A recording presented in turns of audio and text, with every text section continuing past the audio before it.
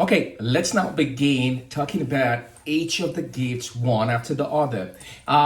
The first one, of course, from Corinthians chapter 12 is the gift of wisdom. Now, what does that mean? Actually, the gift of wisdom is something I believe every one of us should be interested in. It's just to know what to do, what to say.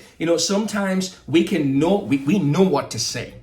But how about saying it right? How about saying it not to offend someone? How about correcting someone with love? That's what it's all about. It's about making the right decision, at the right time for the right purpose. You remember, Solomon in the Bible, he was known as actually the most wisest king, that other kings and queens from all over the world, from Egypt, from everywhere, were all coming down to him to get advices because he was the guy who knew the right answer, what to say, how to judge, and everything. You remember the situation where two ladies were fighting about one kid, and he brought out a solution that could really reveal who the right mother of the child was. So that is the gift of wisdom. And I pray for the gift of wisdom every day because, man, in our everyday lives, we need to make sure that we're making the right decisions when it comes to, basically about everything, So that is actually what the gift of wisdom is. Now, going on to that, the next one is the gift of the utterance of knowledge, according to wisdom. So it's a gift of knowledge, like the gift of knowledge. Actually, the gift of knowledge is something I also practice. Because the gift of prophecy and the gift of knowledge, actually, they are very, very, very similar, right? In some ways. Now, the gift of knowledge is just God, the Holy Spirit begins to open to you, give you ideas, insight of things that you never knew. You never knew at all. I remember there was a time I had a meeting with someone. It was just a business meeting, and sitting down, the lady was sitting right. She was a marketer, and she was sitting right opposite me. And I knew, this is it. You just know it. You can't explain how you know it. You can't explain how that information came to you, but God reveals it to you. And I said, hey, is it possible that you are pregnant? And she was like, oh my God, that's impossible. How do you know that? I'm like, well, I just felt it because the Holy Spirit revealed it to me. I mean, in my own way, because she's not Christian. So in my own way, I just gave her the understanding that, well, I just knew someone. She said she just knew that morning. I was meeting her about 10 a.m. in the morning. She said that morning was when she knew. She found out she was pregnant. So no one would have known. Not even her husband. He didn't know because he's already gone, left for work when she did the test to find out if she was pregnant, the pregnancy test and stuff like that. So this I can tell you testimonies about, tons and tons of testimonies about when the Holy Spirit really reveals information about people, revealing the information of the name of people. There were times where I could social security number of people, the phone numbers of people, the passport numbers of people, people I've never seen before. In a congregation, I could just walk out and, say who has a certain car, this is the car, this is the kind of car he has, the car, registration number, and somebody would stand up like, how do you even know that? And the car is not even packed in that vicinity where the conference or meeting is going on. Why? Because the Holy Spirit reveals that. Now, some would say this is actually, well, what is the essence of that? The essence of it is actually to open up the heart of the person to believe that God is able, willing, and now God is actually going to speak through you, because you are telling the person an information that only he knows, or probably people who are very close to him. So you, who is an outsider, begin telling them about things no one would have known. Now that is actually a sign to prove that God is with you. Remember, Jesus Christ says, some have been waiting for a sign, some are making miracles. Now a lot of people want a sign, a proof that God is really speaking to you. So that is actually the gift of prophecy, the gift of wisdom and the gift of knowledge. Telling you more about my personal experience. There was this guy. I was in a game shop because I love to play video games. Anyway, yeah, it happens.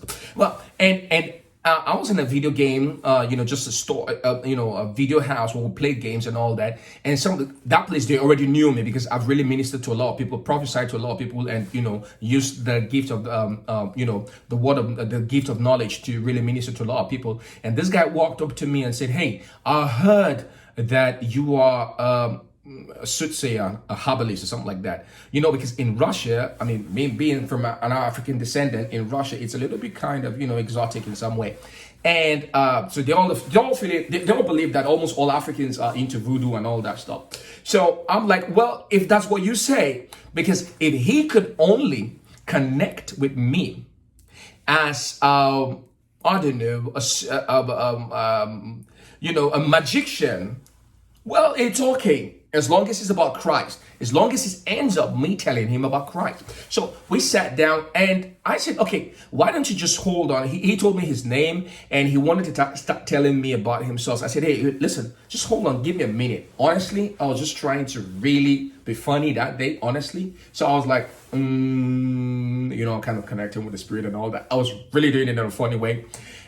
But in the middle of that, the Holy Spirit said, hey, hold on. I want to tell you something about this guy because I want his heart to be open for Christ.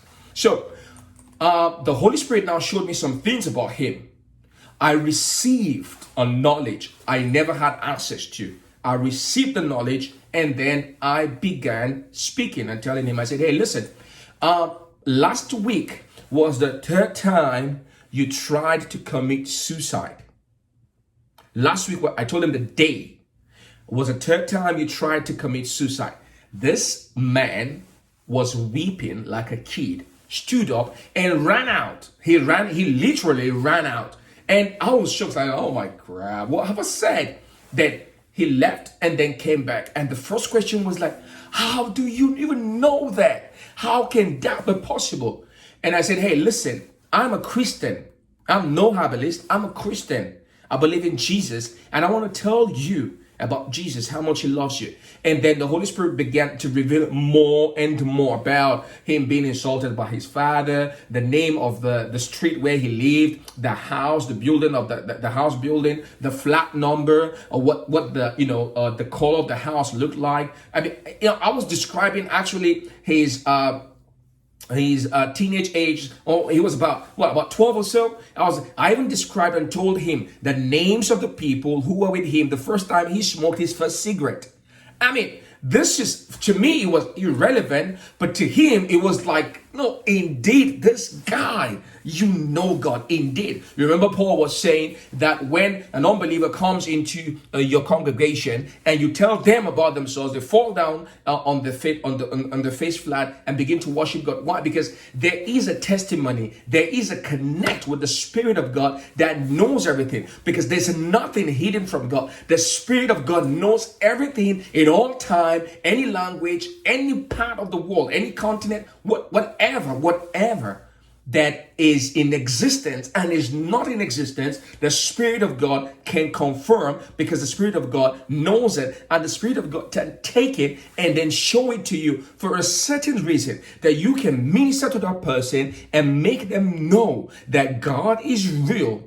God is now and here, and they can experience a first-hand power and impact of the Holy Spirit. And that was it. And this guy, he cried that day. I mean, I believe he gave his life to Christ, because he said, look, I don't want to live anymore this way. I want to change. And I prayed for him, and he felt free. He felt okay. And that was wonderful. Hey, one more story I'm going to tell you. Now, I met a colleague of mine who is actually, she is a magician. She's into black magic, voodoo, and all that. So we sat down someday and we're just talking about business. And someone called me from the church, because we had a program in the church, and someone called me to just get some information. And I was like, yes, we could do this and do that and do that. And well, in our conversation, she heard the name Jesus. And she was like, oh, you Christians, man, you believe in just Jesus. I believe in all gods. And to me, it was more like,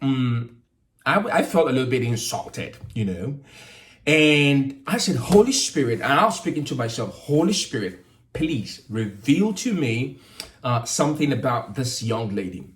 something about her, just to prove to her that you are here right now, because I believe that the Spirit of God is in each and every one of us. We are the temple of God because He lives in us.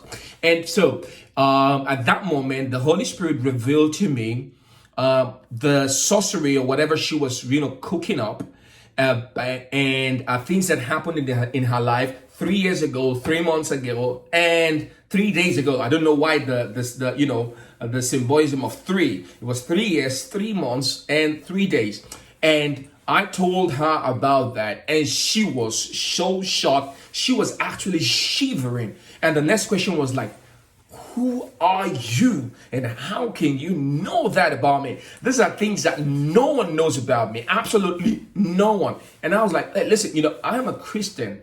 That's first of all. And this is Jesus at work. And she was like, wow, I have never seen Jesus like this at work. Now that gives me joy that people can experience Jesus through you. So I hope you love this video. If you loved it, please subscribe so you can always be aware of new videos that come out and I'm going to talk about. And this is it. So the next video is going to be the next episode, and I hope you'd love that too. Talk to you soon. Bye.